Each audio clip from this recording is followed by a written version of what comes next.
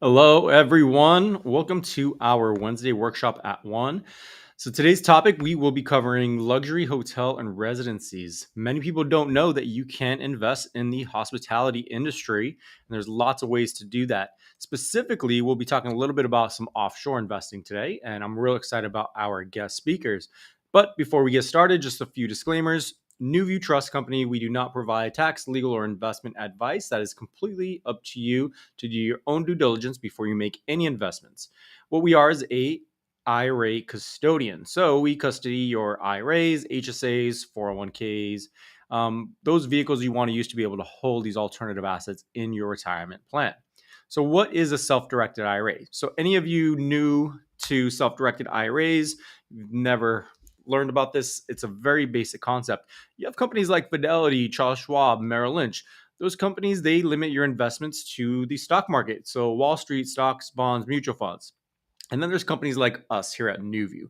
We custody what's called the alternative assets, things that are like brick and mortar. So that is going to be like real estate, private notes, um, private lending. You could do tax liens.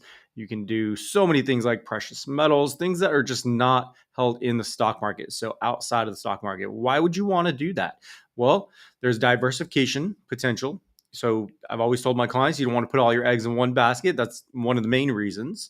The more diversification you have, the better chances of making, better investments and retiring wealthy, of course. That's what the goal is. There's also a tax savings that comes along with investing with an IRA. When you invest with your cash, you're subject to a tax, capital gains tax. But when you invest with an IRA, typically your investment's going to grow tax deferred or tax free. Just really depends on what type of IRA you are using. Not only that, you might already be making these types of investments outside of your IRA, so invest in what you know best. These are the plans that you can use, the vehicles you can use to make these types of investments. So you have your personal plans, most common, your traditional IRA. Why is this the most common IRA? Because a lot of clients will move their previous employer 401ks, a TSP, 403b, those retirement plans from your employer usually use pre-tax dollars. And then you can do what's called a rollover, and it would go into a traditional IRA more than likely. And the way that works is you can also make contributions up to $6,000 a year. If you're over the age of 50, there's an additional $1,000 catch-up contribution. And that is called a tax deferred plan. So what does that mean? You don't pay the taxes until after you're the age of 59 and a half years old and you start taking distributions out and you pay the taxes then. It's based on whatever your tax bracket is at the time you take the distribution. And you are not required to take distributions until you reach the age 72. Then you have what's called RMDs. Then you have your Roth IRA. It's taxed a little bit differently. This is going to be tax exempt, and when you take it out, it is tax free. So the way the Roth works, same thing, $6,000 contribution annually with a $1,000 catch-up contribution if you're the age 50 or above. And this one, like I said, you take the money out tax free after the age 59 and a half years old. It does not have those RMDs. So you're not required to take the money out if you don't want to, and you want to keep that money working and invested. And then when your beneficiaries inherit that account, they inherit it tax free as well. You have employer plans. These are pretty common for anyone that's an entrepreneur or self-employed or maybe has a small business. The solo 401k is pretty popular with self-employed individuals that have no employees in order to be eligible for this plan. You can contribute a lot more money than a traditional Roth IRA, up to $61,000 a year with a $6,500 catch-up contribution if you're over the age of 50.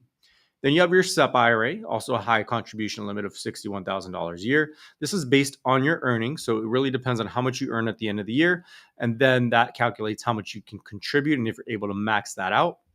You have your simple IRA. It's up to $14,000 a year. You can contribute to that plan. If you have employees, you can have employees with this plan. There's a mandatory 3% employer match. And if you're over the age of 50, there's an additional $3,000 catch-up contribution. Then you have some other plans most people don't know can be self-directed. So an education savings account is a college savings account for your children or grandchildren. You can contribute $2,000 a year. It is not tax deductible, but it's a great way to save because you can partner this account with some of your other IRAs or investments that you are making. And now you have a savings account for your kids' education. Then you have your health savings account. In order to be eligible for the HSA, you must have a high deductible health care plan. You can contribute for yourself if your plan only covers you, $3,650, or if you have a family plan, $7,300. there is $1,000 catch-up contribution if you are over the age of 55. Now, of course, this plan is meant for medical expenses, so doctor's visits, prescriptions, over-the-counter medication, anything like that. But if you invest this money on top of the contributions you're already making, that's going to keep it growing and working for you. So when you do have those medical expenses, well, then at that point, you've invested the money, it's grown for you. You can save those receipts as long as you like, those medical receipts, until you're ready to take that money out. Then you can take it all at once if you'd like to do it that way. And you'll be surprised. I've seen a handful of people with, a couple $100,000 in their HSA accounts. And the reason they're like that is because they invested that money. So I mentioned a little bit about the different types of entities most clients will purchase in their self-directed IRAs, but these are the most common. So real estate's probably number one.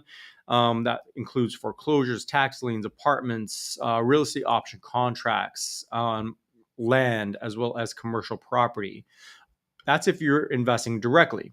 Sometimes you're investing through a private entity, which would be like an LLC, a joint venture, an LP. That would fall under the private entities, cryptocurrency, and then you can do promissory notes as well, mortgage notes, so secured or unsecured notes. So these are the most common types of investments clients make. If you want more information on these different types of assets, you can always follow us on YouTube. We have lots of content there that can cover some of these different asset classes. So I'm really excited to welcome, we have three speakers today: Ryan Hughes, Bruce Kaminski, and David Messersmith. So Ryan Hughes and I have connected because he helps a lot of my clients with their solo 401ks. So he's going to talk a little bit about that. Bruce Kaminski, he's a developer and currently developing in Belize. And then David is a luxury hospitality design. So he's going to give you some insight on a current project that they're working on. All right, guys, how are you today? Fantastic. Thanks for having us. Thank you so much for joining us. Our clients are real excited to hear from you. I think Ryan's going to go ahead and kick it off, and then I will meet you guys at the end for the Q&A. Sounds great. Thank you. So thank you for the introduction, Brian. So like Brian mentioned, we work with NuView Trust. We help a lot of their clients with the solo 401k trust accounts. And so we're first with Titan Bank. We're a federal bank. We've been around since 1907. And we specialize in the self-directed space with IRA LLCs, with the checkbook control, 401ks. So anytime you're opening a custodial account with NuView, and say you might want to partner with another group, then that's where you would come to us, open the LLC, and then both your IRAs would go ahead and contribute to that LLC, and then we give you the checkbook control to go ahead and purchase that real estate, invest in a private equity. If you're looking maybe to invest in the hospitality or in any type of alternative investment, crypto, that's typically where we come into play. So you can go ahead and make your transactions with the exchanges out there, and that's really what we do. It's all online. So once you have your custodial account, you go ahead and just go ahead and reach out to us afterwards, and we can go ahead and set you up on with our online system. We provide you checks, debit cards if you need it. And that's just what we specialize in as an actual, and like I said, it's all FDIC insured up to $250,000. We also do some lending with the IRAs. Most of that's tied to domestic. We don't do international currently, and it's all based on real estate. Buy and hold properties. If you're looking to do long-term rentals, if you do a fix and flip, anything like that, that's where we come in and can offer you some lending, because you have to do a non-recourse loan, which is something I wanted to touch on. Is anytime you invest in real estate, if you're buying a real property, you can't do a full like a traditional Fannie Freddie Jenny type loan that you may do for your personal property. You have to do it through the non-recourse product, and that's what we have as the bank. So it's a little different. The process is the same, but it's typically about 35 to 40% down payment. And then we amortize it over 20 or 25 years, still do an appraisal, but there's no personal liability. That's the difference of a non-recourse loan, is there's no liability personally. We don't report to credit. Obviously, we look at your past credit history, and we want you to pay it in long term. But if there is some hiccups in the road, it doesn't go on your personal credit, and we can't come after you personally to collect. So it's strictly based on the asset. And that's what a non-recourse versus recourse means. So if there's anyone that's looking for that type of property, definitely you can reach out to me directly, and I could go ahead and give you a little more background on that as well. And then, I wanted to be on this call because a lot of our clients, call in the bank and say, hey, what's a good, what's something good to invest in, or what are you seeing out there? And, I get different things, whether it's crypto or, investing in startups and the one thing, there's a lot of buzz about it, I've seen is hospitality. And so I thought it would be good to just, be on this call to learn a little bit more about it. And because a lot of our clients, when I'm traveling, I travel across the country to different providers. And that's the one thing I see is there's just a massive amount of people on the planes. They're in hotels. And it just seems like there's a big vibe around this option to invest. And there's no doom or gloom, no matter what everything else is going on in the market. It's amazing how busy the hotels are, restaurants, the bars, the airports. And that's where I was like, I definitely want to be on this to see what it looks like and get some more information about it. Fantastic. Well, Ryan, I appreciate you doing that, and Brian and to the team at NuView, we appreciate you guys pulling this together and coordinating this. This is exciting for Bruce and Ryan and myself. Particularly for me, I spend a lot of time talking to hospitality folks, so this is exciting for me to get to talk to some investors and instead of a lot of my hospitality colleagues. So I appreciate you guys taking the time to join. Brian and Ryan mentioned, we're going to spend some time today talking specifically about investing in hospitality real estate and some of the differences in that versus other asset classes, real estate asset classes. And so a little bit about me, as Brian mentioned, I've spent my career in the hospitality sector. That's all I do. I don't operate any other asset classes, just strictly hospitality, and primarily in the upper upscale and luxury spaces. So I've got 14 years in the industry, serving on both sides of the table. I worked as vice president of a luxury interior design firm. We did projects all over the world, and then also on the other side, working with clients, like Bruce and other clients, and helping them with their hotel developments. Some of my credentials, I'm currently on the board of a solid surfacing company that supplies the hospitality industry, actually the largest. I've also speak at numerous industry events, both domestically and internationally. I'm an active member of the International Hospitality Association, and then I'm former board member of Emerging Leaders in Hospitality. And I say former in that emerging leaders in hospitality, evidently the emerging means young. And they let me know a couple of years ago I was no longer in that category, and I'm no longer emerging. So I don't know if that's good that I'm established, but they made it clear to me I'm no longer young. So we'll run with that. So part of my role, every project's a little different, but I help clients with site selection, feasibility studies, brand selection, selecting the third-party management company, assisting with all the programming of the hotel, and then putting together development or the development budgets, and then selecting the primary consultants such as architects, interior designers, engineers, general contractors, and then managing the project all the way to completion. And so that's a little bit about what I do. And so again, specifically today, we wanted to talk to you guys about some of the benefits of hospitality real estate investments. And obviously, investing in any kind of real estate is a great way to diversify your portfolio. Specifically with hospitality, the returns tend to be a little bit higher than the other real estate asset classes, especially on highly amenitized resort destinations. Those tend to perform generally the best among the hospitality class. Another benefit to hospitality investing, as you guys are seeing, there's a low barrier to entry, right? And in many other asset classes, you've got to write a big check, make a big commitment. In hospitality, you've got the opportunity, especially if this is the first time for you, to kind of dip your toe in the water without extending yourself too deep. And because many hospitality assets are funded via crowdfunding or syndication, if you will. And so it's a great way to kind of dip your toe in the water and get a feel for the asset class without overextending yourself.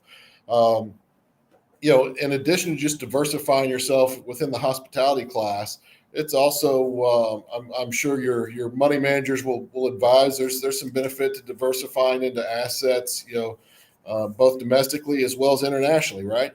And so obviously, when you're investing internationally, just like any other asset class, you've got to do your due diligence. You want to make sure that there's stable governments in place, stable economies, reliable demand generators. That's a really big one for hospitality specifically. A great example I've come across just recently, while it's not international, a great example of reliable demand generators.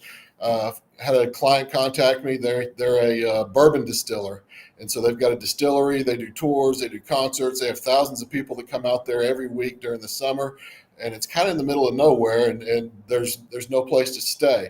So, as in reference to demand generators, you've got a great one in that one that one distillery. However, what happens if that distillery goes out of business, right? So those are things you have to really pay attention to, especially international, that there are multiple demand generators that are going to sustain the asset should one of the demand generators go away. And so we'll touch on that here in a little bit as well. I think the more lucrative opportunities in real estate tend to be more in the emerging markets, right? If you take a market like New York, for example, the real estate there is already very expensive. Not very many value buys in New York. So you typically like to look for emerging markets that have some of the security, though, that I mentioned of stable governments and stable economies, things of that nature. And then you also, we recommend looking at hospitality developments that have a international flag attached to it. That gives you several, kind of backstops, if you will, safeguards.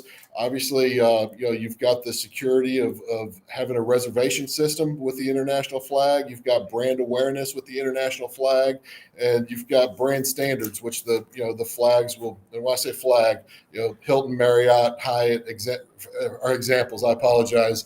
And so you've got the security, for example, of knowing Hyatt is behind this deal, and for example, and they have brand standards, just like if you were to have a McDonald's franchise. They have brand standards, which is why every time you go into a McDonald's, you pretty much know what you're going to get, right?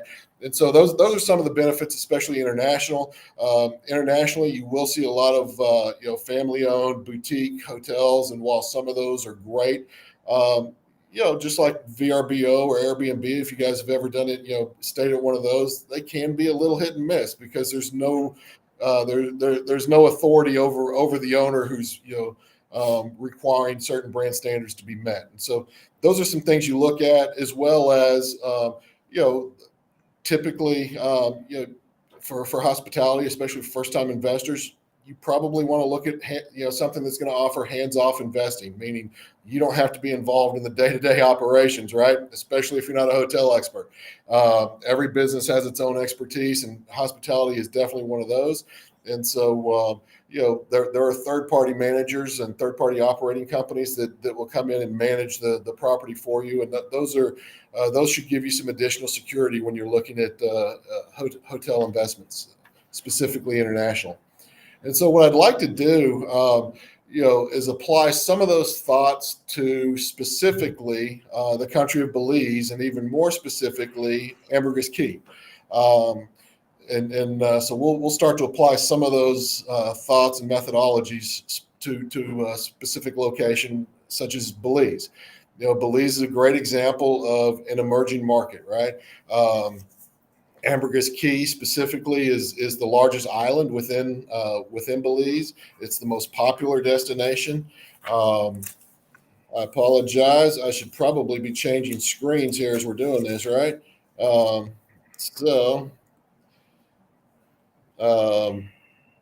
we go. I apologize, guys. So, Ambergris Caye. It's Belize's largest and most popular destination. San Pedro is the large city within Ambergris Caye. It's got the airport. It's got a large concentration of nightlife, restaurants, retail, and hotels. a very easy commute within the U.S. and many other destinations. And I'm going to get into that pretty detailed here in just a minute and the importance of that. We've got the world's second largest barrier reef. And the barrier reef, in fact, is you can actually see it from our hotel site. We'll talk to you specifically about our site here in a little bit. But it's just a couple hundred yards off the coast from our site. But it's actually the Belize Barrier Reef is actually a UNESCO World Heritage Site. Hey, David, do you want to put it as presenter mode so we can get a good look at it? Hey, my apologies. Thank you for pointing that out, Brian. How's that? You got it. Beautiful. Now we can see how pretty Belize is. There you go. Are you saying I'm not pretty? Come on. All right. So thank you for that. And so, what Belize is really known for is diving, sailing, fishing, snorkeling, a lot of outdoor activities, right? As we dig into that a little bit, the Blue Hole, Scuba Pro, which is one of the big scuba websites, as well as numerous other scuba websites and diving websites, have rated the Blue Hole in Belize the best dive site in the world. So that generates a lot of tourism. It's also world renowned for deep sea fishing. And then for those fly fishers out there, this is actually a really unique location in that for fly fishing, you can catch tarpon, bonefish, and permit fish. And this is called the Super Grand Slam of fly fishing. And it's only one of 4 places in the entire world where you can accomplish the Super Grand Slam. So, again, when you talk about demand generators, aside from the beaches, the nightlife, the entertainment, Belize has, these other demand generators that aren't going anywhere, right? The Blue Hole, the deep sea fishing, the fly fishing, the sailing, the snorkeling, those all generate a huge amount of demand. So as we go through to the next slide, for those who don't know much about Belize, it's called the Beautiful Island. It's destination weddings is one of the largest growing segments in the travel industry, and specifically Belize is consistently at the top of that list. Just a great place to bring family and friends to destination weddings, and especially now that Belize is starting to have more accommodations to accommodate those type of groups. In the past, Belize has been primarily mom and pop type hotels, family owned boutique hotels, independent hotels without a lot of amenities. And as we'll talk about here in a minute, you'll see the big brands, Hyatt, Marriott, Hilton, et cetera, have recognized this as a huge opportunity. This location is a huge opportunity. And so they're all coming into the market. And so, some other things that make Belize easy as well from an investor standpoint. It's governed by British common law, so you've got full property ownership. English is the official language, and the dollar is while they do have Belizean dollars, the dollar is commonly used as Belizean dollars. On the numerous trips I've been to Belize, I've never had to stop at the currency exchange and get Belizean dollars. They'll take dollars everywhere in Belize. And so it's a very simple place to assimilate to, which is also why, I think that you see so many Americans and Canadians that are moving and retiring there. So this next slide is a really important slide. I want to really pay some attention to this slide. Some people aren't necessarily aware of where Belize is, right? That's not uncommon. And Belize is the country just directly due south of Mexico. It borders Mexico. But the thing I really want you to pay attention to here is to look at the number of these are direct flights from the U.S. and Canada. So today there's 13 direct flights. New York, Charlotte, Miami, Atlanta, Chicago, Dallas, Houston, Denver. I can go on and on. Toronto. Those are all direct flights to Belize. So very simple to get to. Furthermore, from Latin America, there are 10 direct routes, and including countries like Panama, Guatemala, El Salvador, Honduras, and so extremely simple to get to. And then from Europe, it's one stop, right? You're going through Miami or New York or Dallas.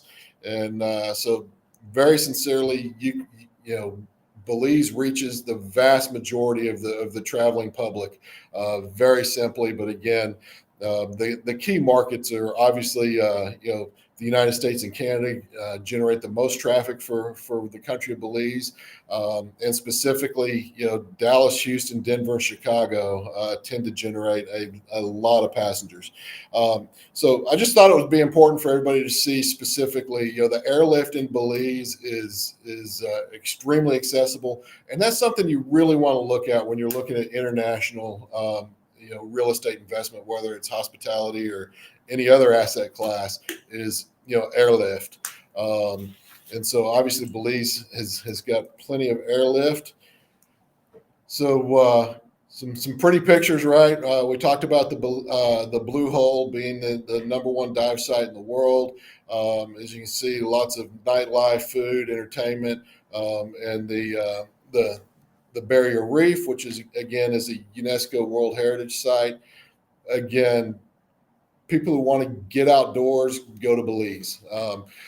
It's interesting, kind of anecdotally. Bruce and I spend a lot of time talking to people while we're in Belize and ask, what brought them here, and the word that always comes up is adventure, right? And so the people that tend, generally speaking, the tourists that are coming are looking for some sort of adventure. It's driven by the snorkeling, the scuba, the fishing, et cetera, right? As well as all the nightlife, which provides lots of adventure. And then, also TripAdvisor voted Belize the best island in the world. So that's quite a statement about Belize. Or they voted Ambergris the best island in the world.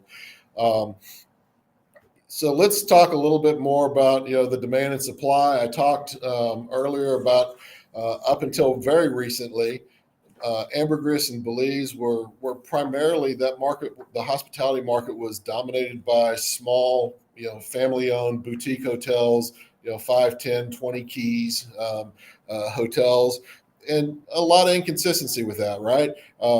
Don't get me wrong. There are some fantastic independent hotels, and there's some fantastic ones right in Ambergris as well.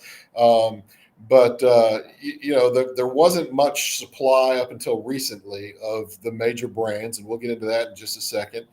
And then also the location, again, extremely accessible, great weather year round. And specific to our site, HVS, which is a global real estate evaluation company, they gave our site specifically a AAA rating.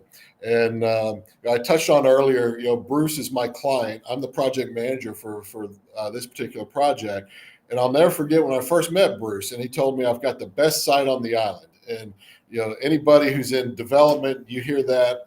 Everybody you meet says, "Oh, I've got the best site." Or if you're investing in a technology, it's the best technology, right? Or it's the best widget ever, right? And you always roll your eyes. And I did the same with Bruce. And very sincerely, I went out and saw the site, and it very literally was the best site.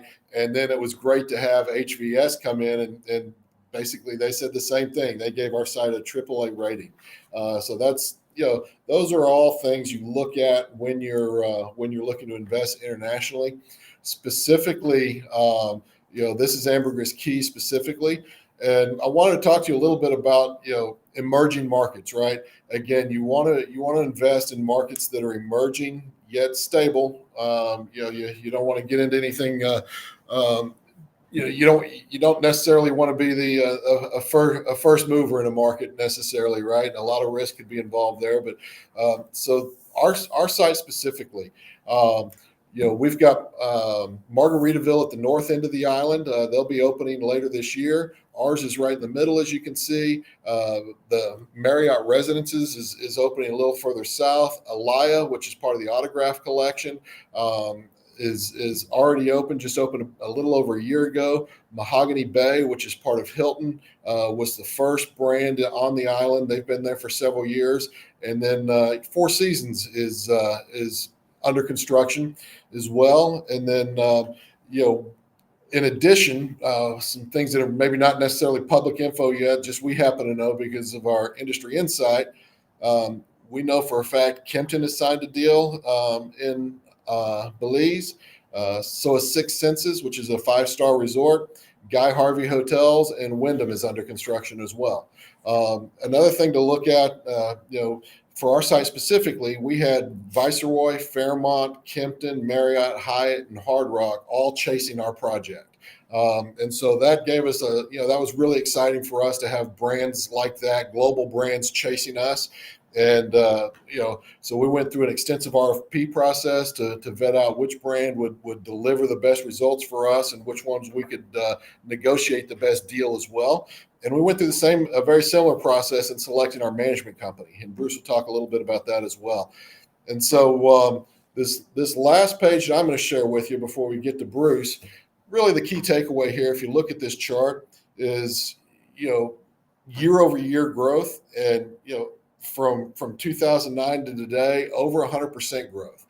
And so, that's the secret is out, right? That Belize is no longer, an unknown. The secret is definitely out. 5 years ago was probably too early to get in on Belize. 2 or 3 years from now, may be too late, right? There's a window on markets like this. And so, that's if you remember anything from this discussion, that's probably the thing to look at, as you guys know, with investing in any other asset, right?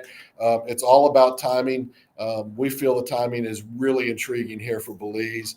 With that said, I'm going to pass it on to Bruce and let him tell you a little bit more about himself and his project. Hello, everyone. I want to say thank you again for taking the time out of your busy day today to join us. Again, my name is Bruce Kaminski. I wanted to tell you a little bit about myself before we get into it. I'm originally from Cherry Hill, New Jersey, just near Philadelphia. I went to college in Wilmington, Delaware. Sorry, otherwise. Sorry. Yeah, I went to school in Wilmington, Delaware, and I got a degree in the hotel and restaurant management. After there, I wanted to let you know that I grew up in the restaurant industry. My grandfather was the founder of a place called Kaminski's Ale House. It's a landmark in Cherry Hill. It was built in 1965. We sold it in 1979, and till today, it's still called Kaminski's Ale House. Right after college, I went to Dallas, Texas. I went in it for the restaurant industry, and I was there until 2002, and then I changed my career. At that time, I got into real estate, and I've been in real estate ever since. In the beginning, I started flipping houses. I also built new construction homes. And then currently in Dallas, Farmers Branch, Garland, Plano, Texas, I acquire land for more density to build townhomes. I've been very blessed in the last 7 years in doing it. Now I want to tell you about a desire, a want, a dream that I had about 4.5 years ago. I had a vision that I wanted to build an 8 or 12-plex on a tropical beach. And the thought process was build it, sell it for a profit, retain one with no debt, and then have it for myself and my daughters. Our vision was to use it 2 to 4 times a year, and then when we're not using it, rent it out for passive income. Then I was introduced to Ambergris Caye by my business partner, and about after a year, I finally visited the island. I remember when I first visited the island, I felt very comfortable.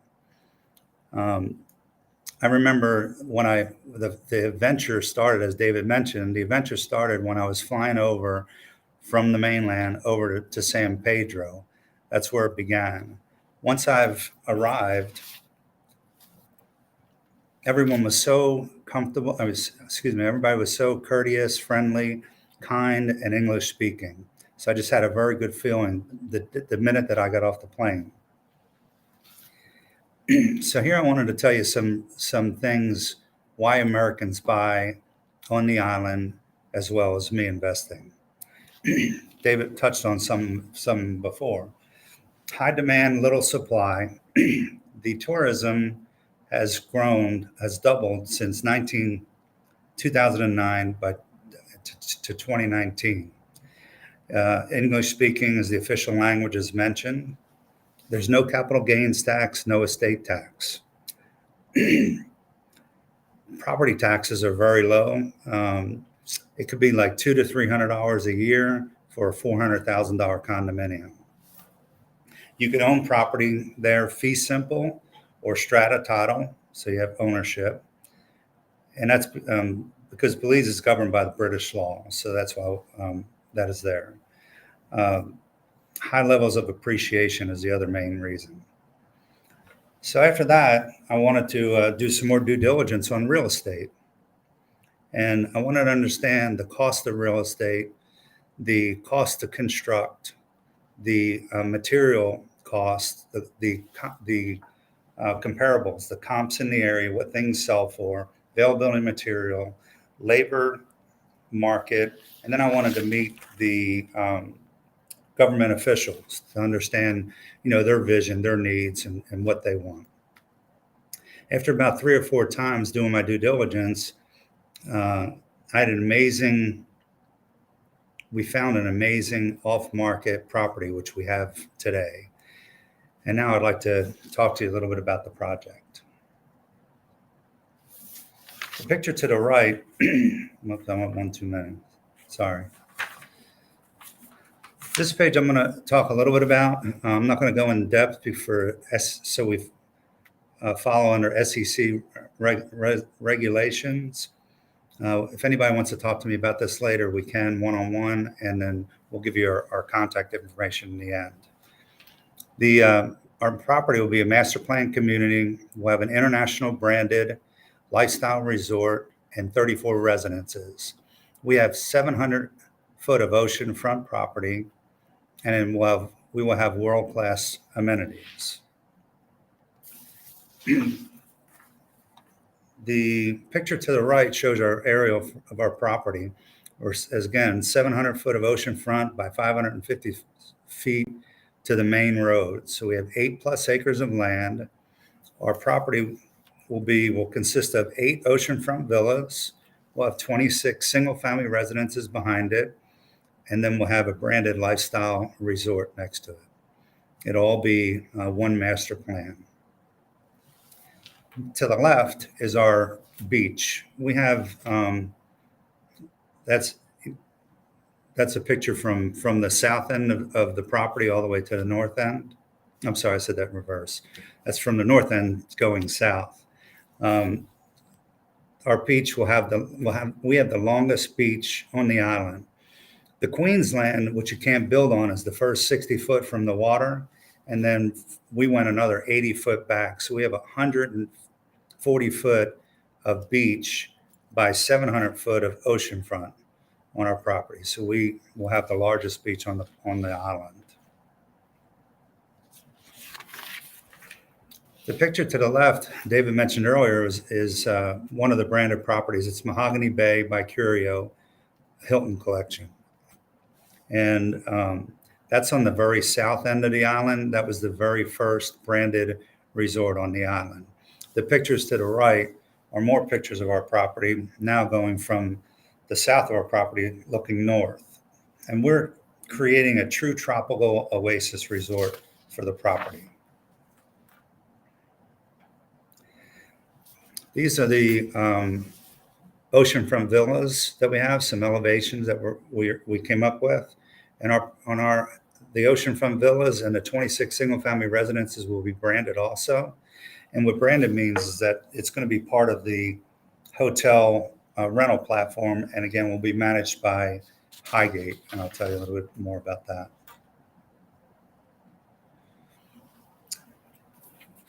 Here are some of the important things that I've been working on. Is one, valuable relationships with the government.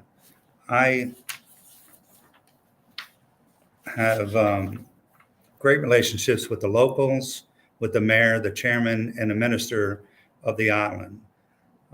Because of the project is high profile, we have what's called a fast track, and I wasn't able to get this letter up on the presentation ahead of time, but this letter, and I could forward it to you at a later time. It's from Minister Perez. He's the head of the Blue Economy and Civil Aviation, and he says, "I can assure you that our government, under its open business strategy, has placed this project on the fast track program to ensure that it will get started as soon as possible. We're fully convinced that the property identified is an ideal location for this development, which would be in Ambergris Caye, our largest and most prosperous tourism destination." So having those relationships are very important. As David mentioned, TripAdvisor Traveler's Choice rated the island #1 in the world. It is also the #1 tourist revenue generator in the country.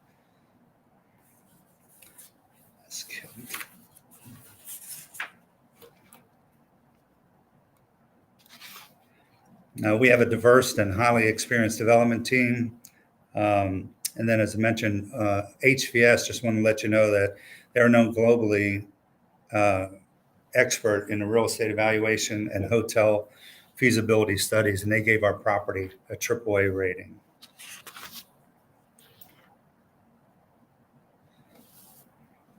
We chose that unique brand that can deliver the experience that no other brand in the country can do. Highgate, as I mentioned, is the second largest management company in the world, and they're a management company. And then the other thing we're proud about is that we have the only beachfront, fee simple, single family community on the island, oceanfront.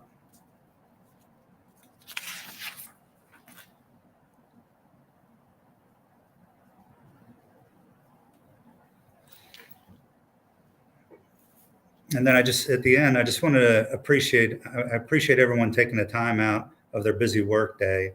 And hopefully this enlightened you on our beautiful island of Ambergris Caye. If anyone wants to know anything specific about our project, here's our contact information. Would love to talk to you. Please feel free to reach out at any time.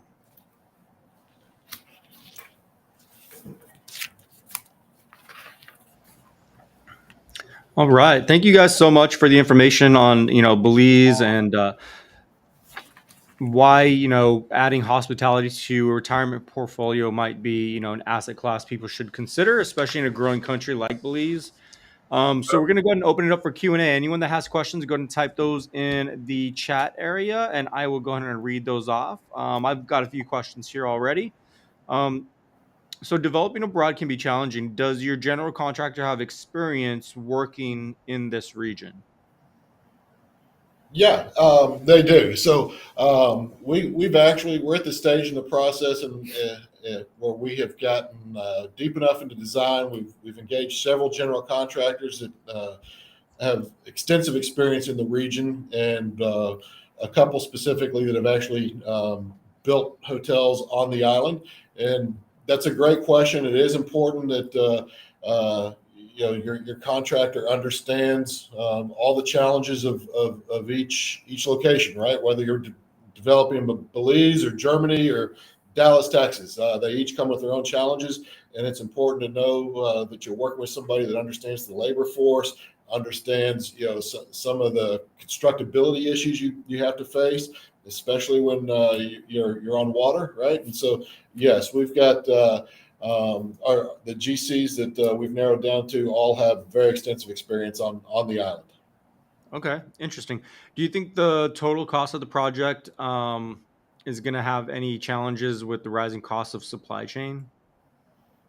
Another great question. So we've had, and this is why we've gone out to numerous general contractors just to make sure we're getting similar responses from all of them and understanding their methodologies and securing materials, and not only just cost but also supply chain, right, and what that looks like.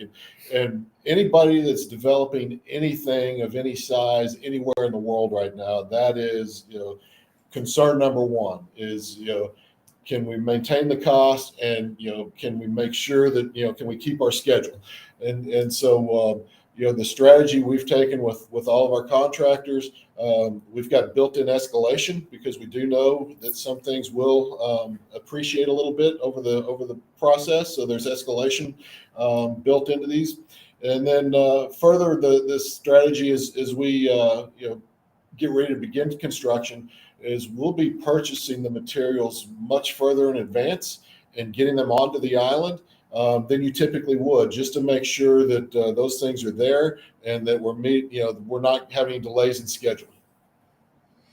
Okay, I have a question that came in, and it says, how is the hurricane risk handled? Great question. Hey, we've got the barrier reef, which, knock on wood, for some reason, ambergris kind of sits in this interesting little cove that the barrier reef seems to protect, right? And so, when other islands get hammered, ambergris has been really fortunate in that regard. But then, as it relates to constructability, we're developing this and constructing this to meet Cat 5 Dade County, Category 5 hurricane, Dade County, Miami. So it meets the most stringent of requirements from a building perspective. Bruce, you got anything you want to add to that? Yeah, since they've been tracking hurricanes, there's only been 2 Category 5 that hit Belize, and one was in 1951, which there wasn't a population, or not much population on the island, and then the other one I think was 2002. And then other than that, there's only been 3 Category 4s. So like David had mentioned, it doesn't hit that area, that little pocket, as much. The thing that would happen is surging and flooding would be the extent of it. Yeah, Mother Nature's unpredictable, and the best we can do is try to prepare for it ahead of time, and in case it ever happens, that's all we can do. Okay, and then, so anybody that's investing in this, are they investing in the company itself or the real estate? So the investment would be, what we're talking about this call would be for the hotel project itself. Okay. And it would own everything. It would own the land, own the hotel, and then depending on what exit strategy we have, they could be long term or short term. So there would be some appreciation along with that then. Yes. Okay. Yeah. One thing I learned about Belize that I really liked, and why people like to travel there, is their first language is English, correct? Yes, it is. It is. It makes it really, really simple, right? I've done a lot of international travel myself and with my family, and that is challenging when some places you go, right? If you go to Paris, it's it can be a little challenging. But yeah, Belize, everybody speaks English. They teach English in the schools. All the vendors speak English. So yeah, it's in addition to the English language, you've got the dollars, the currency. So you're not sitting there having to. And it's always 2 to 1. So it's not like you're having to bust your currency calculator out and do these difficult calculations. So it's always, and everybody there takes the dollar. Again, I've never had to stop at the currency exchange at the airport to get Belizean dollars before I go to Belize. Every place there takes dollars. Yeah, that's pretty convenient. That would be attractive to a lot of tourists. All right, awesome. Well, I think that's all the questions that I have. Anyone listening, this will be posted on our social media. Feel free to share it with your friends and family, anybody that might be interested in learning a little bit more. If you have specific questions on self-directed IRAs, you can reach us at iraspecialists@nuviewtrust.com. You reach out to someone on my team and we can answer you. If you scan this QR code, you'll be able to follow us on any social media platform. That's Facebook, LinkedIn, YouTube, and Instagram. Thank you guys again for joining us. This was great information. I think our audience is really going to enjoy that. And go ahead and reach out to me offline, and we can talk about any investors that you might have that want to invest in this deal. I look forward to our next Wednesday workshop at 1. Have a wonderful rest of your day, everyone. Bye-bye.